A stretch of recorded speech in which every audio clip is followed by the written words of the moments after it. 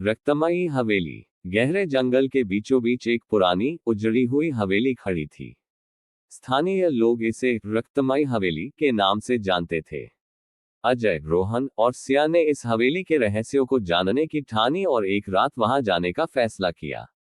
दरवाजे पर लगा जंग खाया ताला अजीब ढंग से खुद ब खुद खुल गया, जैसे कोई अंदर बुला रहा हो।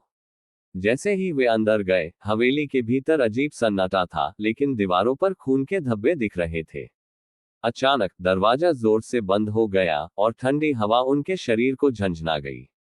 अजय ने अपनी टॉर्च जलाते हुए कहा, अब वापस जाने का कोई रास्ता नहीं बचा।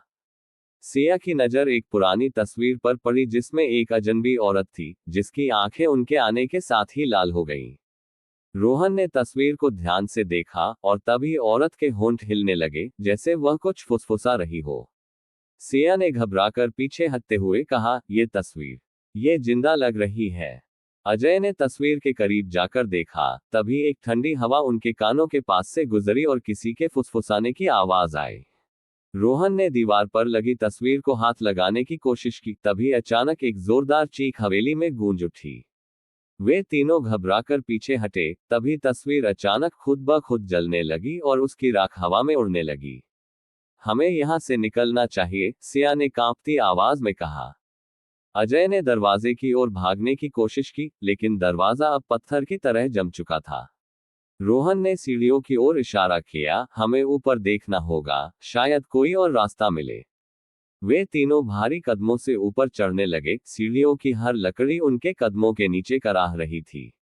ऊपर पहुंचते ही एक बड़ा हॉल दिखा, जिसमें फर्श पर सूखा हुआ खून बिखरा था और चारों तरफ अजीब सी आवाजें गूंज रही थीं। अचानक एक पुराना झूला कुर्सी अपने आप हिलने लगा, जैसे कोई उस पर बैठा हो। रोहन ने धीरे से कुर्सी की ओर बढ़कर उसे रोकने की कोशिश की, लेकिन जैसे ही उसने हाथ बढ़ाया, कुर्सी जोर से उछलकर दूर जा गिरी। सिया ने कांपती आवाज में कहा, कोई कोई हमें देख रहा है। तभी हॉल के कोने में रखी एक अलमारी खुद ब खुद खुलने लगी और उसके अंदर से सड़े गले हाथ बाहर निकलने लगे।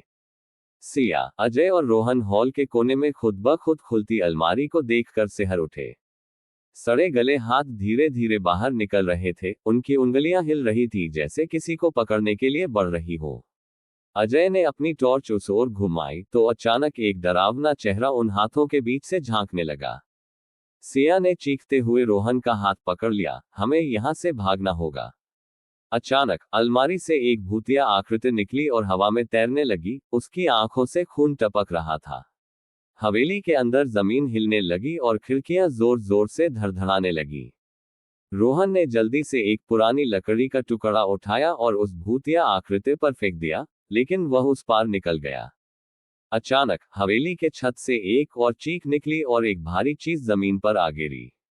अजय ने हिम्मत करके देखा तो वह एक पुराना फटे चिथड़े कपड़े पहने कंकाल था, जिसकी आंखों में अब भी डर समाया हुआ था। सिया ने कांपती आवाज में कहा, हमें इस हवेली का राज जानना होगा। कहीं ना कहीं कोई सुराग जरूर मिलेगा। रोहन ने चारों ओर देखा और एक पुराना दरवाजा देखा, जो आधा खुला था। वहां से धीमे धीमे किसी के रोने की आवाज आ रही थी। अजय ने हिम्मत जुटाते हुए दरवाजा खोला और अंदर झांका। कमरा पूरी तरह धूल और मकड़ी के जालों से भरा था। तभी अचानक एक पुराना दर्पण अपने आप चमकने लगा और उसमें एक औरत का चेहरा दिखने लगा। कौन हो तुम? रोहन ने कांपते हुए पूछा, लेकिन जवाब में सिर्फ एक डरावनी हंसी आई। औरत के होंठ हिले और उसने फुसफुसाते हुए कहा, तुम यहां नहीं होने चाहिए थे। अब बहुत देर हो चुकी है। सिया, अजय और रोहन उस भूतिया औरत की फुसफुसाहट से सिहर उठे। अचानक दर्पण की सतह पर दरारें पड़ने लगी और उसमें से एक खून की बूंद टपकी। अजय ने धीमे से कदम बढ़ाया, लेकिन तभी पूरा कमरा हिलने लगा और दीवारों से खून रिसने लगा। हमें यहां से बाहर निकलना होगा, रोहन ने घबराते हुए कहा। वे दरवाजे की ओर भागे, लेकिन दरवाजा किसी अदृश्य शक्ति ने जोर से बंद कर दिया। तभी हवेली की दीवारों पर कुछ उभरने लगा, खून से लिखी हुई अजीब भाषा के संकेत। सिया ने गौर से देखा और कांपते हुए कहा, यह किसी आत्मा का संदेश है। यहाँ कोई बुरी शक्ति है। तभी एक जोरदार धमाका हुआ और अलमारी के पीछे एक गुप्त रास्ता खुल गया। बिना समय गंवाए तीनों उस गुप्त रास्ते में घुस गए और एक सकरी, अंधेरी सुरंग में पहुंच गए। सुरंग में हवा ठंडी और भारी थी, जैसे वहां किसी अदृश्य ताकत की मौजूदगी हो।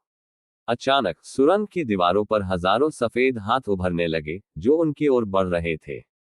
सिया चीख उठी, हमें तेजी से भागना होगा। तीनों भागते हुए सुरंग के अंत में पहुंचे, जहां एक पुराना लकड़ी का दरवाजा था। रोहन ने हिम्मत जुटाकर दरवाजा खोला, लेकिन जैसे ही उसने उसे छुआ, दरवाजे के पीछे से एक कंकाल गिर पड़ा। अजय ने भीतर झांका, वहां एक पुरानी कब्रगाह थी, जहां टूटी फूटी कब्रें बिखरी हुई थीं। तभी कब्रों से हड्डियों के ढांचे बाहर निकलने लगे और उनकी खाली आंखों में नीली रोशनी जल उठी। ये आत्माएं जाग चुकी हैं। अब हमारा बचना मुश्किल है, सिया ने कांपते हुए कहा। सिया, अजय और रोहन कब्रगाह के बीच खड़े थे। चारों ओर खौफनाक सन्नाटा था। अचानक हवा में एक अजीब गूंज उठी, जैसे कई आत्माएं एक साथ विलाप कर रही हो। रोहन ने एक टूटी हुई कब्र के पास कुछ अजीब चमकती चीज देखी। उसने कांपते हाथों से उसे उठाया। वह एक प्राचीन ताबीज था। यह ताबीज शायद इस श्राप को तोड़ सकता है, अजय ने आशा से कहा। लेकिन तभी कब्रों से निकले कंकाल अचानक उनकी ओर बढ़ने लगे। उनकी आंखों की नीली रोशनी और भयानक हो गई। सिया ने जल्दी से ताबीज को हवा में उठाया और जोर से मंत्र पढ़ना शुरू किया।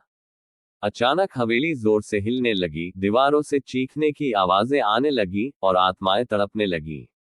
धीरे धीरे आत्माएं हवा में घुलने लगी और कंकाल जमीन पर गिरकर धूल में बदल गए। दरवाजा खुद ब खुद खुल गया और बाहर से तेज उजाला अंदर आने लगा। हवेली का अंधकार धीरे धीरे खत्म हो रहा था। हमें जल्दी बाहर निकलना होगा, रोहन ने घबराते हुए कहा।